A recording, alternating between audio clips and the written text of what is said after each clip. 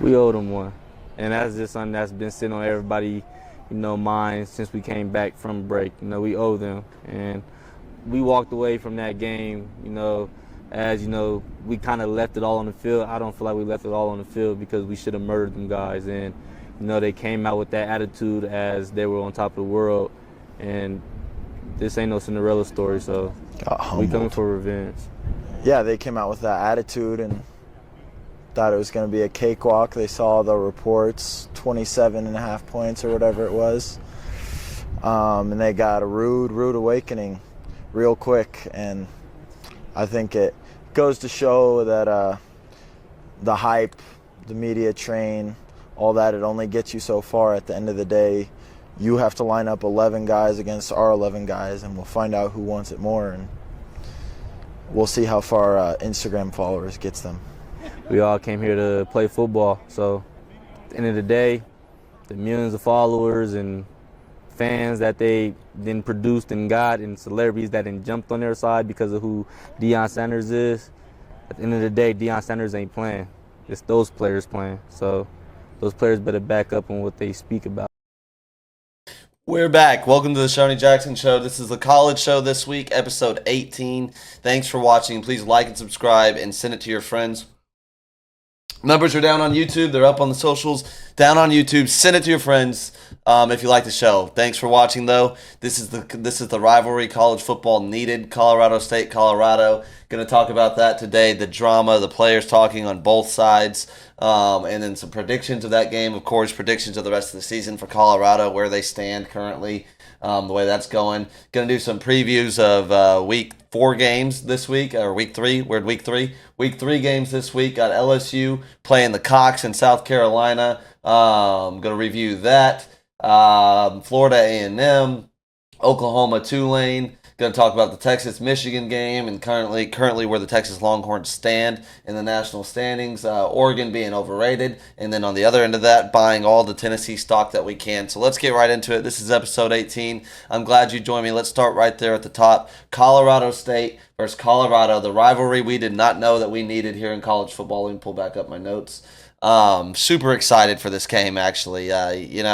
Last year was a drama-filled game, ended up being very close in Boulder. There was drama before the game with Jay Norvell talking about Deion Sanders. Obviously, the Colorado players and Deion reacted. That was the early version of Colorado coming off of the win versus TCU, where they were very much on a high horse thinking they were going to go on a much bigger run. I fell for it. A lot of people did. Silly me, silly us for doing so. Colorado was not ready to do that yet, and they still aren't, if we're being honest. And so that's Colorado State.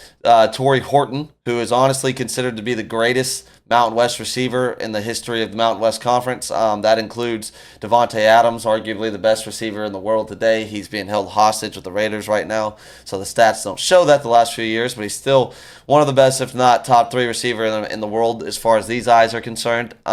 Torrey Horton's breaking all his records, all the Mountain West receiving records, and Fowler Nicolosi, their quarterback. That was those 2 guys in that interview. Obviously, they're not doing that without permission from the head coach. I think some of that has to do with dangling of the cheese, if you will, trying to get Colorado, who's known to take that type of bait, trying to get them to take the bait. And, I think that they probably will. Knowing this Colorado football team, they've shown me no reason to think that they won't. And yet, it's hard not to do so when somebody comes that aggressive at you, in-state rival that you should be able to handle, being a Power 4 team to a non-Power 4 team, a Group of 5 team in Colorado State. You should be able to handle them, and yet I don't think that's going to be the case. At the end of the day, Colorado's got a lot of problems, and this thing is already ugly, if we're being honest, and it can get a lot uglier if things don't change very fast.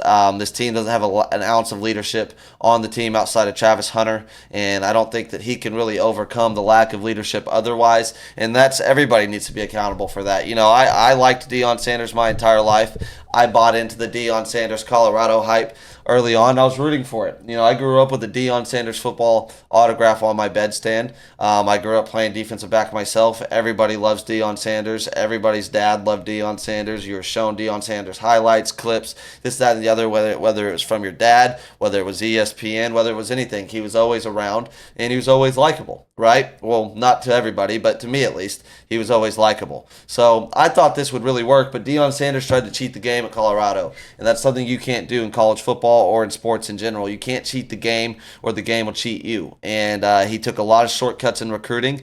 You can't build your foundation of your team off the transfer portal. I think that's shown in a lot of places, even places that have had success, and teams that are currently having success doing so right now, like an Ole Miss and whatnot. There's an element of culture that you need to establish before you do that. And then on the flip side of that, you need to be prepared as a fan of a team that is going through the portal. Look at Florida State for the unpredictability of what your team is going to be year in, year out, like Florida State is this year, right? They're coming off 2 really solid years where they really built 2 teams through the portal.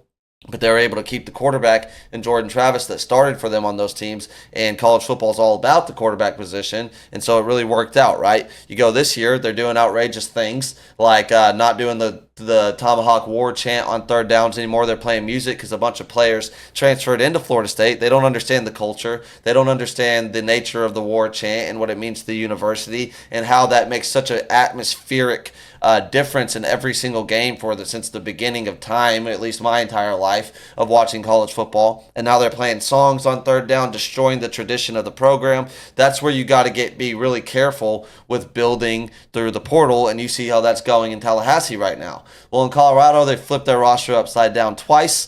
There's a lot of distraction. I'll play some clips for you. There's a lot of stuff that they do. They invite the attention. They invite the hate. And there's nothing you can say to deny that. All right. When you wear the jewelry, when you drive the nice cars, when you're obnoxious about those things, you're obnoxious and boastful in pregame and your trash talk and things of that nature, and then you return in the fact that you have the worst defense in the country or the worst rushing defense in America, then the haters, if you will, that one already existed or two were created through all of that stuff that you do are waiting to pounce on you, and you're giving them every reason to do so. And then at the same time, you're going to be a target and fuel for every single team to play you, and quite frankly, you are not good enough to want that target on your back. And if you don't have the awareness as a coaching staff, with anybody that's involved with that program to look at that, whether it be in practice, whether it be from last season's tape to this season and what you got on your roster, then that's a bigger issue than the play in itself. You have to have some type of awareness that your rushing defense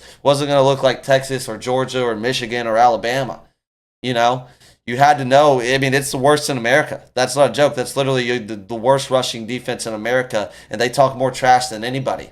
That's a lack of awareness, and that gets you killed, I thought Deion could have done a great job in the living room of high school parents and got a great job in recruiting, and maybe even dipped into some recruiting hotbeds like the DFW area where he coached and had a school forever and has lived ever since he's been retired from the NFL, or then going back to Florida, his home state, and hitting that area, making a recruiting dent there and opening doors for him as a college football coach in the future beyond what his sons are going to do in college football, right?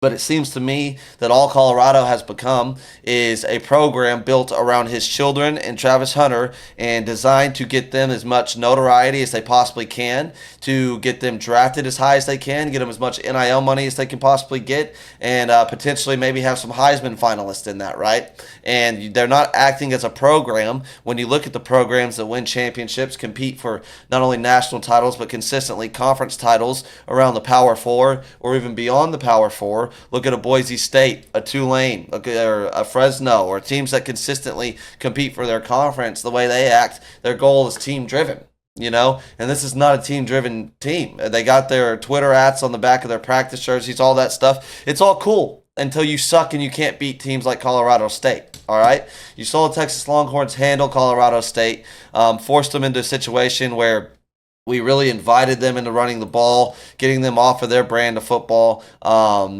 Nicolosi was 10 for 18 for 59 yards passing.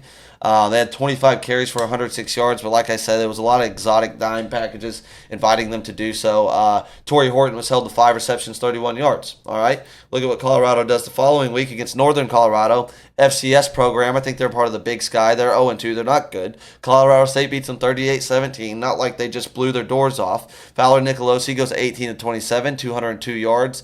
Their leading rusher, Kay Hollis, don't know his first name, sorry. 10 carries, 89 yards and a touchdown. And Torrey Horton, 3 receptions, 65 yards. All right, so they're trending upwards, but their confidence in, like the video I opened this podcast up with, comes from what they did last year with Colorado. They don't have any respect for Colorado.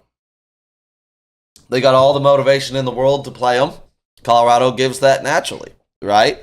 And they should have really beat them in that game a year ago. They let it slip out of their hands, just like Nebraska. And now after watching Nebraska dominate them, this Colorado State team, returning a lot of the players that were on that team a year ago, expects to come in at home in Fort Collins, Colorado, and beat them and have one of the game of the years for that program, right? So it's very exciting. Let me show you a few more videos. Here's Shiloh Sanders before the Nebraska game where he broke his arm.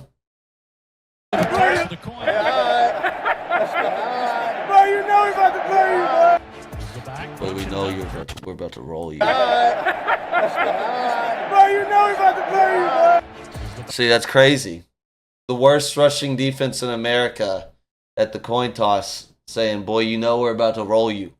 Nobody thinks you're going to roll them. Nobody has been scared of Shiloh Sanders, not a day that he's played college football. Not to take away any success he had at being productive for a bad South Carolina team that got their coach fired. Not to take away from whatever he did at Jackson State that may have been pretty good.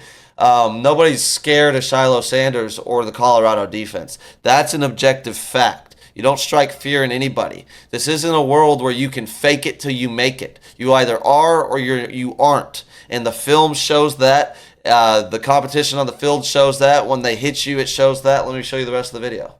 Back, bunching it up. Turn, give it off to Dante's got a hold. 20, 15, runs over at Buffalo. Well, the first run I had, it kind of opened up the same as the second play. But the first one, I seen Shiloh, and I was like, I'm going to try to punish him. You know, I couldn't have made a miss or hurt or something. I was like, I'm going to try to punish him. And then the second one opened up the same, and I was like, oh, I'm going to score this. And it was just a straight shot, get skinny in the hole, and touchdown. Dillon gives it off to Dante. Has another seat. 10-5. Touchdown. Nebraska. You know what I mean? Worst rushing defense in America talking like that at the press conference. And then there was a post-game press conference here at Shador. What's going on? It wasn't a great game. Brian, you want to start? Sure. Just in general, your overall thoughts of why it was so difficult for you guys to really get much going offensively tonight against that defense. They just came ready to play. Simple. They just came out there. They followed their game plan and what they was gonna do, and they were successful. You're gonna feel a little banged up in certain areas, but other than that, there's nothing recovery and everything can't fix. David, go ahead. Shador, how would you kind of grade your play tonight, and how would you describe the mood of the team right now? What was the score of the game? Understand, Last year you played at Folsom. You have one of the loudest and greatest, crowd performances out there. Versus you're coming here, you're having over 100,000, I believe, fans. Yeah, I don't really think the crowd had anything. I think it was just like maybe everybody on the team, maybe we just wasn't ready, but. You beat Nebraska by a fair amount. CSU was a very tight win. How does this loss today impact your performance going into next week? Really just get back to the drawing board, understand what we're wrong, understand that they're going to try to expose those same things. Like from your eyes back there. Well, I mean, I could feel like feelings and everything. Like the small mistakes and everything may expose some things. So that's what I mean by that. But the preparation and everything, that was there. It was just like will at that point. Thanks. What were your conversations like with Pat Shurmur, and why do you feel like the offense wasn't able to respond against Nebraska's defense? I mean, Nebraska got a great D-line. Scott. So that was it. Shador, how important do you think it is for this offense to continue to, develop, a running game and continue to be balanced or, try to be more balanced? How do you think that can kind of help, your game and obviously this offense as well? I mean, how many times did Rowley get touched? You said what? How many times did Rowley get touched? They was He able, was sacked like, once. of course, whenever you able to run the ball consistently, and whenever you able to, then that opens up the pass, you know. But it's just like you gotta understand like what your team good at. So it's like, why would we keep running the ball if we out there and we get in a situation where it's a must get and we don't get it? Right. Are those like kind of like 4th and 1 conversions that haven't gone you guys' way in the last couple? Is that kind of play into everybody's mind? Is that kind of something on your mind when thinking about advancing the ball and whatnot? Nah, I'd rather if we're gonna go down, I'd rather go down swinging, honestly, because I know I can throw the best punch. Last one, go ahead. The pick six early on, how much do you think that impacted the rest of the game? A lot. It was just a rookie mistake, honestly. That's what it was. So it's small things like that kind of like things that just can't happen, like truthfully. But stuff happens, so we just got to bounce back from it and learn from that situation and just be ready for it. Thanks, Stuart. Thank you. That's it. Listen to his entire press conference. I think the whole thing deserves a little bit more context than what's been given in the national media. And I think that it is, contrary to popular belief, it is very true that they do deal with a little bit more of being attacked by the national media than most other programs in America do without really being a premier program, right? So, the entire 4.5 minutes of the 5.5 minute press conference that he's in, really, he doesn't say anything bad. He doesn't say anything damning. He doesn't say anything clickbaitish. He's honest. It's a disappointing loss. Going to have to watch the film. Nebraska had a really good D-line. They were able to expose some things. Understanding Colorado State's going to come in confident next week. They're going to try to expose the things that they exposed a year ago. And that's all fine. There's nothing wrong with any of that stuff, right? And in the last minute and a half, deflecting blame a little bit, brings up how many times did Raiola get touched, brings up rookie mistakes from a freshman receiver and things that can't happen that lead to turnovers, throwing a teammate under the bus, and then you add to that, he left the field early. Deion Sanders says, he told him to go in and get checked out. The problem with that is there's already a national narrative that you have to be aware of, okay? And that is something that you're dealing with. That is a reality. And you can get mad about it. You can think that it's not fair. You can deflect blame all you want. But that's only going to bury you in the hole that y'all are in at Colorado, further down with the media, with the national narrative, with everything else. And if you're fine with dealing with that, which they very well might be, then that's fine. Go ahead and do it. But you got to be aware that that is going to distract your team. That is going to, the offensive lineman, the player that gets called out in the press conference, the other young players on the team when there's a transfer portal available and they're looking around at all the other schools that maybe offered them and what they look like right now. Maybe some of them are winning, that's bad. You leaving the field early when there's other teammates on the roster that probably are banged up too, probably need to get checked out after the game too. Nebraska really beat that Colorado team up. It wasn't a nice, sweet game. They beat them up. They beat them up bad. And so I'm sure that Shedeur wasn't the only one banged up. Shiloh broke his arm. I understand that. I'm sure there's plenty of guys that needed to get checked out, and they didn't leave early, So you leave early, and then you go to your press conference, and you have kind of that Shedeur demeanor, nonchalant. I get it. You're frustrated. I've lost a lot of games in my lifetime too, and when you lose as a competitor, it's incredibly frustrating, and you're not going to be the happiest person in the world. But you know what? You want to be the number one pick in the draft, or you want to be a top 5 pick, or you want to be able to pick your destination in the NFL. These things that your father Deion has said and whatnot. You can't do it. You have to have another level of leadership and living and acting above reproach to be able to act like that. You leave the field early. I saw a TikTok of a guy that said, you can't act like LeBron James if you're not LeBron James. You've seen LeBron leave early before. I've seen Kobe leave early a few times, or whether he was in attendance or a part of the game. Players, once you've already obtained that status, you're not Deion Sanders. You're not your daddy yet. Nobody is. As those players said in the beginning of the video, let me pull it back for you, the Colorado State. Deion ain't walking through that tunnel. I'm here to play football, so at the end of the day, the millions of followers and fans that they then produced and got, and celebrities that then jumped on their side because of who Deion Sanders is. At the end of the day, Deion Sanders ain't playing. It's those players playing. So that's the reality of what people think of Colorado. not just me, not just the media, not just fans of college football. That's what Colorado State players that just got blown out 52-0 on the road at Texas a few weeks ago, that's what they think of you at Colorado. You can't be at the coin toss saying, we're about to spin y'all or whatever it was that Shiloh said.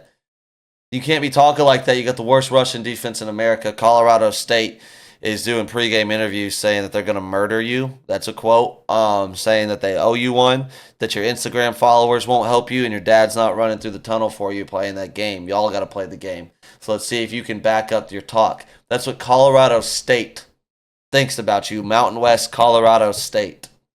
So got to figure it out. Got to win this game. The spread's at 7.5 or -7 for Colorado. I think that's too much. Watch my Shonee the Money Pick'em show to see what I'm going to pick in that game. But it's at -7 Colorado. Over under set at 58.5.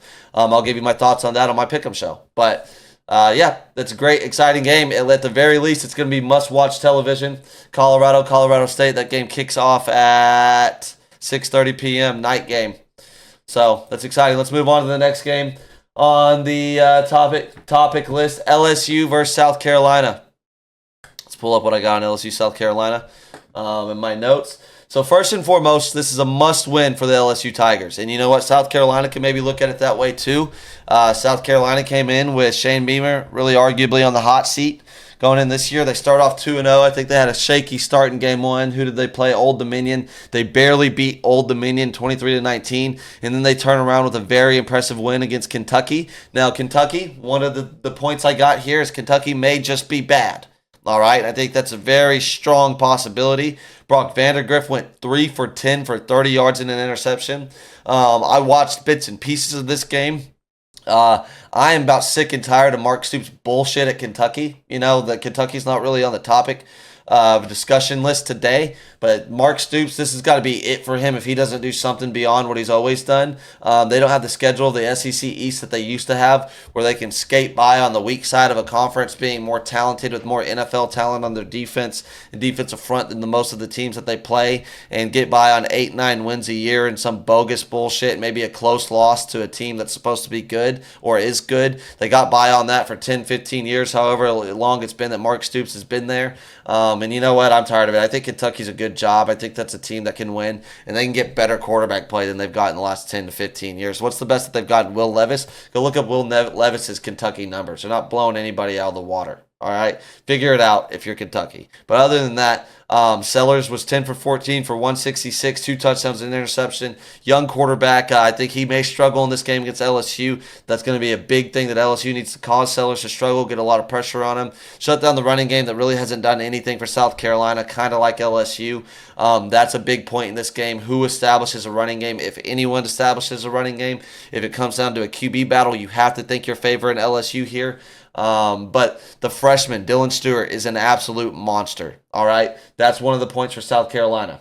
So let's get into it. Let's get into my talking points here, starting with Brian Kelly, the Brian Kelly fatigue that seems to be setting in at LSU. That's the type of coach that Brian Kelly is. I've been warning my LSU fans of this for years, not even in a trolling manner. That's the energy, that's the vibe that Brian Kelly gives me. How long can he ride that wave of making the SEC championship in year one and get away with just doing that? All right. I said it in some of my preseason podcasts. The SEC's got so many young, up-and-coming coaches that Brian Kelly can't sit around playing tiddlydicks at LSU. One of the best jobs, premier football jobs in America in my eyes. I think it's a top 5 job in America. He can't sit around on 9-10 win seasons, getting by on that, skating by on maybe upsetting in Alabama 1 of every 3 years, doing something like that, winning a nice, decent bowl game, having some good quarterback play. Can't skate by on that at LSU. Texas winning national championships, Georgia winning national championships, Bama winning championships, doing real things, making a real impact on college football, and you're skating by as a 9-10 win team. That's not what LSU is supposed to be. You should be competing for national championships every year. You should have good defense. You should have a good running game. This is year 3. All right, you've had time to recruit. You've brought in transfers. You just rehauled your defensive coaching staff. Cannot lose this game. All right, Brian Kelly has the ability to come in early and make a lot of a difference, right? He's very anal, strict, micromanaging like. Those style of bosses come in and make an early difference. But what happens is you get fatigued with that style as the years go on, and then his quirkiness sets in, his weirdness sets in, his weird interviews, his accent at the pep rally, his weird recruiting videos that you guys early on found goofy and fun. Oh, look, it's fun. He's just playing into it. Now it's weird and it's annoying, and you get tired of the angry lashing out of the post-game press conferences and throwing players under the bus, throwing coaches under the bus, deflecting blame, doing what Brian Kelly has always done. Got to win this game, or the hot seat's on in Baton Rouge under Brian Kelly. All right, like I said, you can't live off the SEC championship appearance forever. The quirkiness, the deflecting the blame, you know, it doesn't seem to be a bloom of joy or relatable guy. I don't know. I think the seat is heating up for Brian Kelly. This is a must-win of all games. They're -7 going into this game. They got to win. They got to cover in my eyes. Keys to the game for LSU: make sellers uncomfortable. As I said, bring pressure, load the box, force turnovers, unleash Harold Perkins. Got to get the Harold Perkins thing figured out. What the hell is going on with Harold Perkins? Has that explosive freshman season, and it's just been off the face of the earth ever since. Doesn't make an impact on the game. Seems a lot more lost than anything. The preseason hype of the helmet communications with them, you know, hasn't shown anything yet. Let's see what they did last week against, what was it, Nichols? 44-21 win against Nichols. Nussmeier had 6 touchdown passes. Nussmeier looks great. Looks dialed. He looks like a top 5 quarterback in the country in my eyes. But you know what? It hasn't made out for nothing because you lost to USC in a disappointer, and we don't really know yet. The defense gave up 21 to Nichols, 145 rushing yards on 25 carries and 2 touchdowns. That's not good. That's not good at all. Doesn't seem like all the problems are solved yet in the running game at LSU. I think that's a big factor, as I said, who establishes a running game. The other thing is find rushing success if you are LSU. It's very disappointing that John Emery went down for the rest of the season. Godspeed to that kid. He's had a very frustrating career. Was arguably the #1 running back out in the country out of high school. And just disappointing injuries, disappointment in the academic field that I think got him suspended at one point, if I'm correct. I don't fact check, though. But I think that happened. You know, so it's just been disappointing. It hasn't gone the way it was supposed to. Sorry. Hasn't gone the way it was supposed to. And then he gets the injury. He started off that USC game. He's looking really good, running tough, looked like the best running back that LSU had. He was averaging 6.1 yards a carry. He had 10 for 61. And he tore his ACL, and that's super disappointing. So somebody else needs to step up in that backfield, establish a running game. Their pass protection on the offensive line is one of the best offensive lines in America in pass pro, but it's not the offensive line that it was hyped up to be in the preseason. What you saw Texas, how you're seeing them establish dominance. You're not seeing that in the running game at LSU. They need to find that, need to find it quickly, and they need to make sure that Dylan Stewart, that all-world freshman for South Carolina, doesn't wreck that game. So far, he looks like a video game character on College Football 25, like literally. Literally, if you watch him and his highlights throughout the first 2 games, that's what it looks like. Now, can LSU cancel out that pass rush, which is one of the top pass rushes in America? Let me see, I had a stat here for you. Dylan Stewart in the pass rush needs to get canceled out by the LSU pass protection. That's the #1 pressure rate in the country at South Carolina, going against the #6 pressure rate allowed at LSU. All right, so it's good on good. Who wins that battle? Something's got to give. Is it LSU's offensive line? Is it the pass rush at South Carolina? If you could stifle the pass rush, I have all the confidence in the world that Nussmeier will throw that thing around the field. He'll toss the pill. Kyron Lacey and guys like that will have a good game, and LSU should win it if they do that, all right? Take care of the football and force turnovers. That's a key for me as well. Defensively, if you're getting leaky in the running game, if you're giving up yards, which defense forces the turnovers? Which defense makes the big plays? All right, same with South Carolina. Take care of the football, take the ball away. You got a young quarterback. LSU's going to try to make him uncomfortable, put pressure on him, force him to make mistakes. You got to not make mistakes. Whoever wins the turnover battle, that's going to go a long way in this game, all right? And then like I said earlier, Kentucky might just suck. And if Kentucky just sucks, South Carolina's not winning this game. All right, South Carolina did struggle versus Old Dominion. LSU, in my opinion, looked good against USC, which still looks good to me in my eyes. I think they're going to be very competitive in the Big Ten. So I'm leaning LSU in this game, and it's very much a must-win in this game. But game-changing plays, the weather, the impact of the weather in this game. There's a hurricane on the southeast. There should be rain. It should get rainy. Does that impact? Which team does it impact the most? Who makes the most game-changing plays? Can a player like Dylan Stewart make a game-changing play here and change the direction for the home team in a very ruckus environment at South Carolina? That can tip it the other way. If LSU loses, all I'm saying is I advise you not to if you're Brian Kelly. Can't lose this game. If so, the sky is falling in Baton Rouge. Let's move on. Florida A&M. This one is very interesting. All right.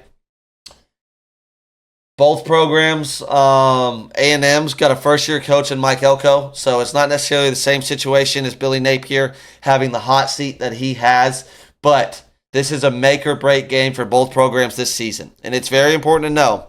Mike Elko coming into A&M. He inherited a team. All you heard all offseason long was look out for A&M as a playoff contender. Look out for them to shake things up. They got Jimbo out of there. Colin Klein's the new offensive coordinator. Guess what? Their offense doesn't look any better with Colin Klein than it did with Jimbo Fisher. All right, they can't push the ball down the field. The Texas A&M Aggies, you got a receiver problem, and it looks a lot like the receiver problem that the Michigan Wolverines have, where you're not fast enough, you don't have enough playmakers at the position, you're not getting open down the field. Connor Weigman's not playing good, but quite frankly, he doesn't have a lot of help. Moss, the running back at A&M, he has 29 carries for 154 yards and 3 touchdowns through 2 games. I imagine most of that came last week. Against McNeese. They beat McNeese 52-10. He had 9 carries for 84 yards and 2 touchdowns in that game. Weigman was 11 for 14 for 125 and 2 touchdowns against McNeese. All right, so don't expect that passing attack at any point in this season under Colin Klein to become something that we're gawking our eyes at. All right, last week against Notre Dame, 2 weeks ago against Notre Dame, you had barely 100 yards passing. You barely have over 100 yards passing against McNeese. You haven't surpassed 200 yards passing yet in this football season, and you had 100-plus kids at that Notre Dame game, and there's been a lot of kids and will be a lot of kids that come in and watch Texas this week and throughout the season, and it won't look like that does. All right, your recruiting rivals look a lot better than you regionally and in your conference in the passing attack. This Florida team is a team that we all consider all but dead. Billy Napier's a dead man walking, the hottest seat in America. This is a must-win for them. This is as winnable as a game as they got left on their schedule. Their schedule is brutal. They got Mississippi State next week. UCF is another in-state opponent that, like I predicted early in the year, Florida would lose all their in-state games. Maybe they won't lose to Florida State at the end of the year like I thought was a sure thing. Not a sure thing anymore. But this game could change a lot for Florida. It could change everything in the world for Billy Napier. They got the quarterback situation going on. Everybody at the University of Florida, the entire fan base wants DJ Lagway. Billy Napier is still saying both are going to play. Most people think that DJ Lagway should start. I put in my notes, it's DJ Lagway or bust for Florida. The reason I say that is not because I think he's entirely ready to be a starting quarterback in college football. I don't really know yet because what he's done against Samford in a spring game against his bad Florida team doesn't show, what he'll do against Tennessee, Georgia, Texas, LSU, Ole Miss, all these teams that they play. That is a brutal schedule. And yet, it's DJ Lagway or bust because I think that's the only thing that can save Billy Napier's job is a freshman quarterback becoming electric. Graham Mertz has plenty of evidence to show you what Graham Mertz is. Not trying to be a dick, kick somebody while they're down, but I will kick somebody while they're down. Graham Mertz is not saving that Florida program. He was never going to, and he's not going to. All right? DJ Lagway, at the very least, showing excitement, can help recruiting, and if anything can help Napier save that job, it's that. It's the 5-star quarterback that he won and recruited, beating out A&M. Stick it to those guys. Start DJ Lagway. Play him the most. If you do the rotation thing, if you get in a rhythm, do not ruin the rhythm by rotating your quarterbacks. Whoever finds an offensive rhythm first in this game will win the game. Texas A&M is the 3-point favorite on the road. A&M has not won a road game since 2021. I say that again. Texas A&M has not won a road game since 2021. That 2021 recruiting class, that was the greatest recruiting class of all time. They have never won a road game. The greatest recruiting class of all time, the 2021 Texas A&M Aggies recruiting class, they have never won a road game with an A&M logo on their helmet. That's a real stat. That matters. They haven't thrown for over 150 yards yet this season in a game. That matters. I think Florida is faster than them. That matters, especially at home. Okay? I don't know. There's a lot of pressure. And remember, I brought it up early. Elko inherited a mature, senior-driven football team. If he doesn't win this year, when is he going to win?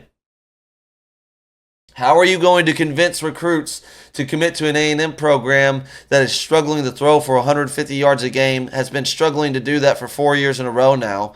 And then you got Steve Sarkisian in Austin, your biggest rival. You got Kalen DeBoer over there at Alabama. You got Georgia doing what they're doing. LSU's doing just fine on offense, throwing the ball around. They just had a Heisman Trophy winner, and they got one of the best quarterbacks in the country this year. These are all regional recruiting rivals that I'm talking about. How are you going to convince anybody to go to A&M if you can't get it done this year? You inherited better than most first-year coaches ever inherit, and it looks really bad early on. Defense looks all right, but maybe Florida could test that this week. Like I said, the receivers are bad. They haven't won a road game. That's basically the A&M takeaways, Florida takeaways. Aggies right now are giving up 180 rushing yards a game. That's not good. You know, the key factors that I'm reading off for you right now, quite frankly, are not the ringing endorsement for A&M that I think everybody has. All right? And what else? The Aggies might not be better off at quarterback than Florida is, actually, to tell you the truth. And that's the big elephant in the room. I don't understand why there's always an elephant in the room with the A&M Aggies. Coming into the year, every single year, we do the thing where their roster is supposed to be good and teams better look out for them. And then, you know, they lose like the Aggies do. They've lost 3 out of their last 5, losing to Oklahoma State, LSU, and Notre Dame. The 2 wins are against McNeese and Abilene Christian. Been a while since they've won a game in the Power 5. Been years since they've won a game on the road. Florida's lost 4 of their last 5, losing to Miami, Florida State, Missouri, LSU, and beating Samford 45-7. So both teams are on a 1-game winning streak. They got that game going for them. And if the Aggies do lose to this Florida team, which I think they might, tune in to the Shonee the Money Pick'em show and see what I think and what I pick in that game. If they do lose this game, at least they get to come out to Power, the Kanye song from 2014, because the Aggies got to live in 2014 for the rest of their life, right? Johnny Manziel ain't running through that door. Kevin Sumlin ain't running through that door. You know, it's been a long time since 2014 in the Life of Pablo album, but at least y'all think that intro is really cool and you're really proud of it, and you're really proud of that close loss to Notre Dame. At least you got that going for him. At least Connor Wagman had a good PFF grade against McNeese. Even though he didn't really light the world on fire, his PFF grade was really good. You guys thought he was efficient against McNeese. You know, that's how losers act. So hopefully Florida can turn it around in this game. I think they got a good chance to, a better chance than most. So let's move on after that. Tulsa, Oklahoma. Tulsa, Oklahoma game. This one's one of the more interesting games of the week. Tulsa pushed Kansas State to the brink last week. It's a very good football team. It's a team that wants to compete for a playoff spot, and if they're going to get that playoff spot after losing to Kansas State, I think this Oklahoma game is a must-win. You know, you got Memphis playing Florida State. That's another non-Power 5 or non-Power 4 team, that's in a must-win situation against a Power 4 team, in my opinion. Florida State's lost multiple games already. They are not good. They're not anywhere close to a playoff team. So I think when you're one of these non-Power 4 teams, that you're ultimately going to be in the conversation at the end of the day to get in the playoffs, you got to win some of these games against the Power 5. And I don't think that a close loss to Oklahoma is going to be as impressive as of today. I don't know. I can change this sentiment right now because one of my topics is going to be how overrated Oregon is. I don't think that a close loss to Oklahoma is going to be as impressive as that close loss Boise State just had to Oregon right now. So one of these teams in the non-Power 5 has to separate itself and actually beat one of the Power 4 teams, right? But it's a must-win team for both teams. Must-win game for both teams, like I said. Mario Williams coming back to Norman, Oklahoma. That's a talking point. He has 10 receptions for 252 yards so far this season. He's playing great for Tulane. He was a 5-star commit to Lincoln Riley at Oklahoma. Played a lot his freshman year for Oklahoma in that Caleb Williams year. Transferred to USC with Lincoln Riley. Didn't work out for him there. He's transferred to Tulane now. He's playing really good. If you don't think he has all the motivation in the world to come light up Oklahoma and a fan base that has done nothing but hate on him since he left, rightfully so. They got the right to do that. He burned them, went to USC, and it didn't work out. He transferred to Tulane. Remember, all those receipts are there of y'all talking to him, just like you got receipts of him leaving Oklahoma. He's got receipts of everything you said and laughed at him for transferring to USC and then having to transfer to Tulane. Don't let Mario Williams walk into that Brent Venables defense, that Brent Venables secondary. Cam tells me he's more than confident that they don't stand a chance. Don't let this Tulane offense and passing game test that secondary in Norman, Oklahoma, and let those receipts start coming back up like y'all did with Kansas. When y'all used to talk about Texas losing to Kansas, then you lost to Kansas. Like you did last year when you said we almost lost to Houston. Then you just almost lost to Houston last week. Don't let it happen with Mario Williams. That's all I'm going to say. Seems like they're losing patience with their quarterback in Norman, Oklahoma. Looking at Twitter, looking at Oklahoma Twitter, the way they're talking, they want to give another guy the chance. I don't know if you dummies have realized this. You brain-dead dummies in Oklahoma. The entire future of Brent Venables kind of rests on the shoulders of Jackson Arnold, that 5-star. So losing your patience after 2 weeks, 3 starts into his career, shows everything you need to know about what Oklahoma fans are in between the ears. If Jackson Arnold doesn't work out, you know all of those people that say y'all are Nebraska 2.0? That's what we're talking about. That's coming. You hear what I just said about A&M? All that stuff? How are you going to continue to recruit when your biggest rival's doing this and you're doing that? If Jackson Arnold turns into a bust, this Oklahoma team doesn't win more than 7 games this year, how are you guys going to recover in recruiting? If Josh Heupel, your former quarterback who you could have hired as your head coach, I believe, after this season, if you didn't irrationally extend Brent Venables, comes in and whoops your ass in Norman next week, goes on to the SEC championship, maybe the playoffs, which I think they can do. Going to talk about that after this. Yeah, I don't know. It's going to get really bleak in recruiting. And I'm going to talk about Texas and some transfer portal stuff and whatnot, but there is tiers of programs in the current era of college football with NIL, the transfer portal, all the stuff that goes on that are going to deal with depth issues every year because of where they're at geographically, where they lie in the resource race, the rat race of being more resourceful for recruiting, for NIL, for stuff like that, and other factors to play into this that it's always going to be a hard time keeping guys sitting behind other guys, keeping your depth on the roster, preventing them from transferring out if they're not getting enough playing time in 1 year. When they're in like Norman, Oklahoma, maybe Manhattan, Kansas, maybe College Station. College towns like that have always been romanticized in college football. They're not going to be romanticized anymore when you have the option to leave and start somewhere else. Maybe even start at a Tulane that's in New Orleans. That's pretty fun. I bet Mario Williams would tell you he enjoys New Orleans more than he enjoyed Norman. Maybe not more than LA. I don't know. I don't know what his cup of coffee is.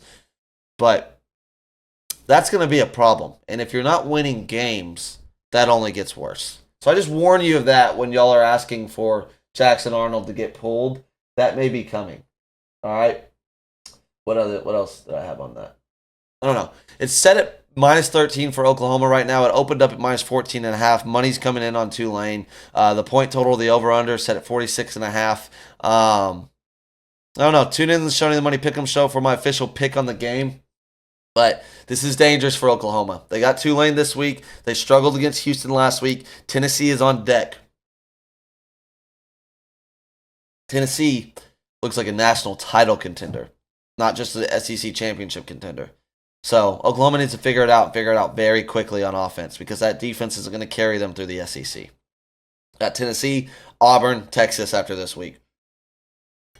Must win for Oklahoma, but must win for Tulane as well. Let's move on. Let's talk about the Texas Longhorns, then 2 other programs and close this puppy out. Let me show you something real quick. Bounces it out, tries the square on the move. Touchdown! Oh, man. And Ewers pulls it down on the move.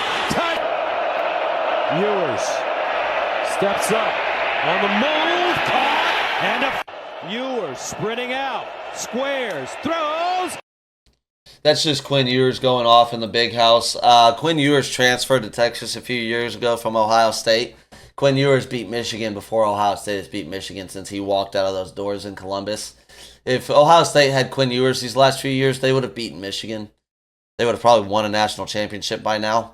They would probably win the national championship this year. But they don't have Quinn Ewers. The Texas Longhorns have Quinn Ewers, and they got a lot of other guys too. Remember this from last week on 54 yards? You probably don't, but I'm going to show you again.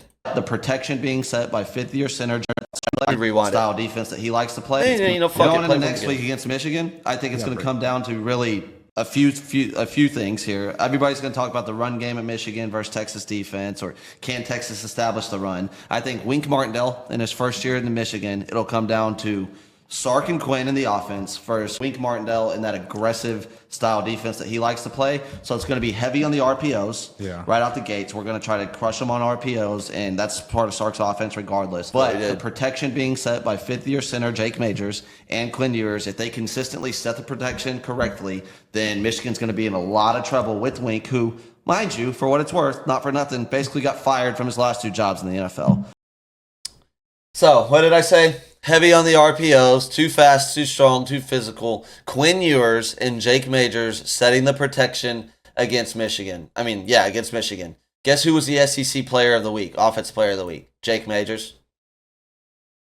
SJ might know a thing or two. So the 12 of you that have been watching this show, send it to your friends. Tell them to watch. Tell them to subscribe. Tell them SJ knows ball, baby. We need to get these numbers up. I told you what was going to happen against Michigan. I told you what was going to happen against Colorado. I told you what's going to happen with A&M this year. I told you about Oregon. I've told you about these things. I've told you about Ohio State, which is yet to manifest yet. But subscribe to the SJ Show. Tell your friends I know ball. Tell your friends I know what I'm talking about. That is the epitome of the Shone Jackson program, 54 yards, everything that I'm on. That's the SJ Show. I know ball, but let's get into it. Quinn Ewers is the best quarterback in America. Quinn Ewers is by far the Heisman frontrunner right now. Quinn Ewers, as I said, year 3 under Sark, hasn't only developed in the system cerebrally and looks like he is the most cerebral quarterback in college football right now in the processing of defense, knowing where he wants to go with the ball right away. Making plays with it. His footwork has improved so much in the pocket. His mobility, he's a mobile guy, naturally. He actually is pretty mobile,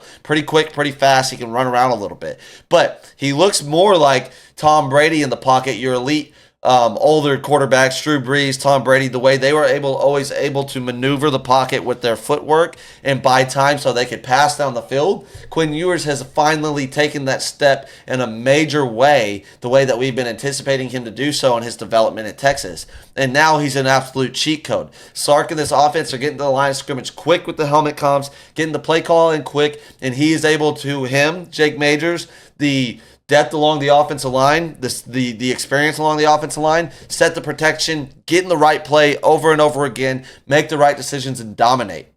All right, Gunnar Helm was dominant in this game. He was one of the players of the week. He had 98 yards. Going into a game where Colton Loveland, the Michigan tight end, was considered arguably to be the best tight end in the country.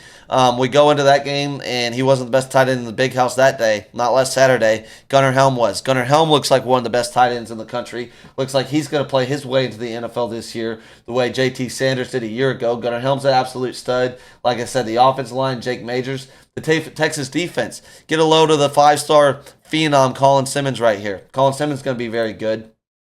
Warren steps up in the pocket. Sack, first sack of his career. Crimson transfer. Getting some more pressure, elite technique. Warren in trouble. And at running back for Michigan. Just dominating the right tackle at Michigan in his second career game. This is his second career college football game against the defending national champions, mind you. Shout out Baron Terrell on that play. Steps up in the pocket. Look at these pressures, bro. I'm just going to keep it playing. I'll turn the volume off. I'm going to keep it playing. Look at these pressures. Second career game at Texas. I think he got 6 total pressures in this game. He graded out one of the highest graded players on the football team, one of the highest graded freshmen in America. I brought up Dylan Stewart earlier. Colin Simmons is of that mold. Dylan Stewart hasn't played Michigan yet. Now listen, Michigan had replaced their entire offensive line.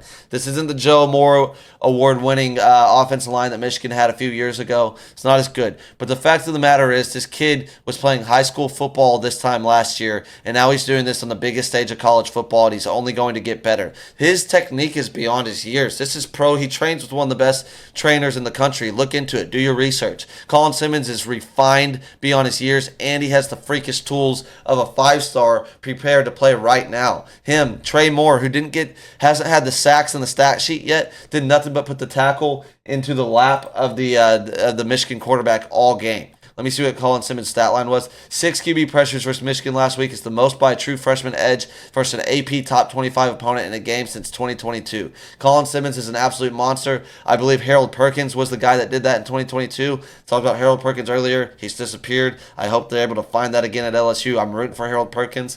But Colin Simmons is of that mold. He's a true pass rusher. This guy's going to play on Sundays. He's going to be tormenting quarterbacks for a very long time. And we're just stacking these guys at Texas. They're recruiting guys like this. They're getting transfers like Trey Moore, bringing in guys like this. We got depth. We're rotating them in. We're keeping them fresh. This defense is fast and it's violent. Okay? The linebackers are fast and violent. The cornerbacks in the secondary are cerebral and smart and fast. They swarm you. We rotate fresh guys on the field all game long. It's overwhelming, overstimulating, if you will. Look at this quote from Cooper Manning. Cooper Manning said, Texas is so good at everything. This is too good of a program and too good of a school for them not to be in the mix. And it is fun for us to be a part of it. On what it's like to join the SEC and the success of Texas Longhorns. All right? I tried to warn you guys of this perfect storm of Texas football coming this offseason long. That was not me being hyperbolic or biased as a Texas Longhorns fan. The writing of the perfect storm of the Texas Longhorns was all over the wall, and I want a close-up shot of me doing this so we can clip it. It was all over the wall coming into the season. We returned, I think, 48 players from a season ago that went to the playoffs, that won a Big 12 championship, 48 players that went on the road to Alabama and won in Tuscaloosa that accomplished all those things, but also 48 players that lost a game they shouldn't have in Dallas against Oklahoma. 48 players that had a close game that shouldn't have been close against TCU, against Houston, and other teams last year. 48 players, or not 48 total, but there's players on this team that were in that game in 2021 in Arkansas a year ago. So you got the senior and mature leadership of guys that went through the mud to the heights that they're at now as a football team and understand the consistency, the leadership that it takes, the lack of entitlement. I talked about Colorado early. There's zero entitlement of this Texas team. Steve Sarkisian, first thing he did was show the team the Northern Illinois game-winning field goal. Told them that a week ago that Notre Dame team was anointed one of the best teams in college football because they went to College Station and beat A&M, a team that was overrated coming into the season, right? That next week they lose to Northern Illinois at home on a game-winning field goal for Northern Illinois. Can't do anything offensively. You're entitled to nothing, he told this football team. Stomping on their throat, Kirby Smart style. Who did Sark learn from? Two of the greatest program builders in the history of college football. The GOAT, Nick Saban, and then Pete Carroll, who would have been in that conversation if he didn't leave for the NFL. He'll probably have a gold jacket one day in the NFL. Two of the greatest program builders of all time. That's what he's building here. That's what I told you guys all offseason long. Now you see clip after clip after clip. Rick Neuheisel, other guys I respect a lot, they're saying these things. I've been saying it since April, since May, and before I even started my podcast, check the receipts on Twitter. Been saying it since we lost that game in Washington, when we brought in the guys that we brought in the transfer portal, when we got the recruiting class, another top 5 recruiting class. Talking about our quarterback room, how deep that is. The offensive line, every offensive lineman returned, all right? All the things that I've said already. I think it's very important to understand there's PTSD that exists in college football. So when I was describing these things, a lot of the things I heard was same old Texas, same old this, same old that. You know, I heard these things for 10, 15 years. I think it's important for college football fans to get over the PTSD, the trauma that they grip to when they're talking about programs like Texas, maybe even Miami this year, maybe Tennessee now, other programs that were down for a little bit that are on the rise back up in the new modern era of college football. And understand this one thing. Your history only goes as far back as your current coaching staff and administration. All right? The Texas Longhorns, Chris Del Conte and the administration, Sark and the coaching staff have nothing to do with Herman, Strong, and what happened before them and what was happening pre-NIL era and pre-current, Texas SEC where we stand at right now. Chris Del Conte he fired Tom Herman. He did not hire Tom Herman. The coaches that Chris Del Conte has hired, Steve Sarkisian, the women's basketball coach, Vic Schaefer, Schloss on the baseball coach, one of the best softball coaches in America, are volleyball team. The volleyball coach on the brink of a three-peat national championship in volleyball. He's hired just the best of the best in every single category that we got. That's as far back as the Texas Longhorns sports history goes. The current administration and the current coaching staffs. And the current coaching staff has had continuity now for 4 years. They just went to the playoffs and returned 48 players.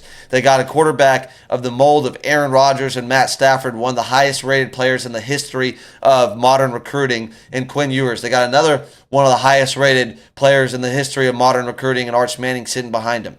Right, you bring them back with your entire offensive line. There's a misconception on the Texas Longhorns in the transfer portal right now. Let me tell you something. The Texas Longhorns leverage the transfer portal. They don't depend on the transfer portal. Urban Meyer, I saw a picture of finger banging Urban talking about the Texas Longhorns in the transfer portal and why they have no holes on their team. And he made an example that was a factual example of back in the day.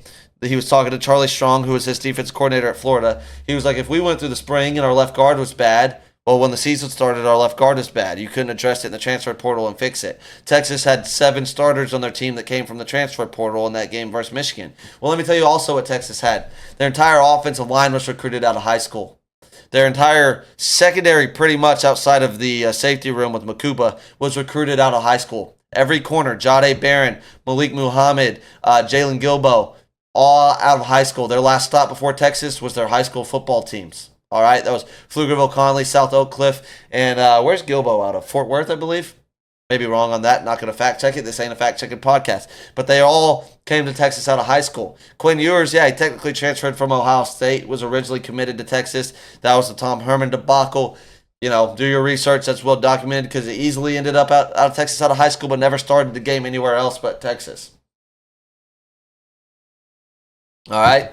The foundation of this program is still built through high school recruiting, and we leverage the portal. We do not depend on it, which is why us, Georgia, Ohio State, are in a tier in our own and separated from the rest of America right now. All right. The foundation, the edge rusher that I just brought up, Colin Simmons, that's out of high school. All right, look at our recruiting class right now, all the kids coming out of high school. Those are going to be cornerstone pieces to the Longhorns in the future, continuing the success that they're going to have and stampeding through this schedule this year on the way to what I believe is this national championship football team in the Texas Longhorns. My preseason prediction was Longhorns national championship. My preseason prediction was Quinn Ewers Heisman Trophy. That's not because I'm a Texas Longhorns fan. That's because of SJ Knows Ball. You see me every single week doing the breakdowns, predicting these things damn near to a T. You know what? Say it's early in the season. Oh, you can do this early. Let's keep it up. Follow the program. Send it to your friends. See if I keep it up. This Longhorns program is different than any Longhorns team that there's ever been. I say that not lightly. You know that I think that 05 team is the greatest team in college football history, if not second to the 01 Miami Hurricanes, right? I think this team is just as good as both of those teams, and I'm not taking that lightly. There is like 35 to 40 NFL football players on this Texas roster right now, and they will never play anywhere else but for the Texas Longhorns. What I brought up earlier about your depth transferring out, that doesn't exist at the NFL factory that Steve Sarkisian has built here at Texas, with the NIL factory that the Longhorns are in Austin, Texas, one of the most resourceful cities in America as it is, with one of the most resourceful universities, one of the most resourceful booster donor programs in America, although they don't get reckless with it, which I said earlier in the year. Go follow my TikTok, Shone Jackson Show on TikTok, and look at what I said when the world was melting down in Texas Longhorns recruiting in June, July. You're seeing other people come out of the woodworks on that now. I said it June, July, relax, RELAX. These classes finish in December, not June and July. Once the games start being played, everybody's going to want to be a part of this program, and you're seeing it. But let's move on. We're running a little long. We're running a little bit long. Let's close this show out. Oregon's overrated. Oregon's overrated. Like I said, they were coming into the year. I predicted them to miss the playoffs. They started off struggling against Idaho 24-14, and then they almost lost to Boise State last week. Boise State with Ashton Genty, the running back, Heisman contender at this point. He has 459 rushing yards through 2 games on 45 attempts and 9 rushing touchdowns. That is bananas. He has, let me see, how many touchdowns? What was the game cast versus Oregon? He went 25 for 192 on 3 touchdowns against Oregon last week. I mean, they're making the guy look like Ricky Williams in his prime. I think that'll eventually tell off. A Mountain West running back, or Mac, wherever they're at. I think they're in the Mountain West. I forget. He's not winning the Heisman. All right, let's settle down on that. Quinn Ewers has so many marquee games, and other players that'll be in that, Carson Beck and stuff like that. This kid's not winning the Heisman, but Oregon's got problems, all right? And I understand that Boise State could very well be the non-Power 5 team, them, Memphis, one of those programs that makes the college football playoffs. It could absolutely be Boise State. They got a great running attack. They're a great team year in, year out. They're well coached. We get it, right? But at the end of the day, Oregon was supposed to be this power this year that was rated ahead of Texas in every list that you see in the preseason. They were rated ahead of Georgia in some circumstances, picked as a lot of people's preseason national champion, this, that, and the other, Dylan Gabriel. Dylan Gabriel's the same guy as he always was. That's why he's in year 15 in college football and not playing on Sundays. All right, Evan Stewart had 5 receptions for 112 yards. It could have been more. Dylan Gabriel missed him on some deep shots. He's inconsistent down the field. It's the same boring offense. It's the same Oregon. They aren't consistent with deep shots. They do a lot of stuff like the Bo Nix dink and dunk stuff. They're going to continue to be a dink and dunk football team. I don't think that it ever changes under Dan Lanning, defensive guy. It's been a while since Dan Lanning made that cool video that he wasn't going to Alabama, and the steam and the momentum that they had off of that is running out. If they don't figure it out and figure it out quickly, they're in for a lot of trouble. They're 16.5-point favorites this week. Now 16.5-point favorites opened up as 14-point favorites against Oregon State this week. See, that scared me. I don't know anything about Oregon State, and I would not expect them to be able to win this game, losing their entire team, their coaching staff, everything this year. They're in the Pac-2. They don't even have a conference. You would think the line being set at what it is tells you everything that you need to know. But I'm damn near going to fade Oregon every time until I lose on fading them. That's a lot of points. They keep getting a lot of points in this game. They had like 16.5 last week against Boise State and almost lost the game. I don't get it. This is a rivalry game. It's at Oregon State. Oregon probably should overwhelm them. Like I said, I don't know enough about that roster. But at the same time, you need to figure it out quickly, because after this, let's see, they get into conference play. They got to play UCLA. They play Michigan State at home, and then it's Ohio State on October 12th. That mega weekend in college football of October 12th, they got Ohio State. And I don't see where this offense is going to consistently move the ball against that Ohio State defense. And you're giving up way too many rushing yards at Oregon right now. I get it. You just played a really good running back. Well, Ohio State will probably have a good rushing attack. Michigan, by the time you play them, might have figured it out. You got Wisconsin. They're in an air raid now. I don't know. They don't have the most daunting schedule in the world, to tell you the truth. But they do got to play Ohio State. They do got to play Michigan. They got to play at Wisconsin and Camp Randall. I just don't see this team running the table, even though when you compare their schedule to a Texas, a Georgia, anybody in the SEC, quite frankly, even in Ohio State, it's not as tough. But I don't think they're that good. I don't think they're as good as what was forced down our throat this season, and it's going to show. And when it does show and get exposed, tell me how that recruiting momentum stays the same. Eugene, Oregon, over Austin, Texas. Has anybody ever told you, hey, let's go on my bachelor trip to Eugene, Oregon? No. Right? Like, outside of U of O, what's in Eugene, Oregon? Absolutely nothing. It's really far away from every talent hotbed in America. It ain't close to Texas. It ain't close to Louisiana. It ain't close to Florida. It ain't close to Atlanta. You can get some kids out of California, but so does everybody else. I don't think this team's better than USC. Luckily, they don't play them. I don't think they're better than Ohio State. They sure as hell aren't better than any of the top SEC teams. And we'll see if they're better than Michigan. Let's see on Michigan. Let's wait and see on them. Another team, the exact opposite of Oregon right now, where I'm selling all Oregon stock. I'm buying all Tennessee stock, and we'll end the show on this.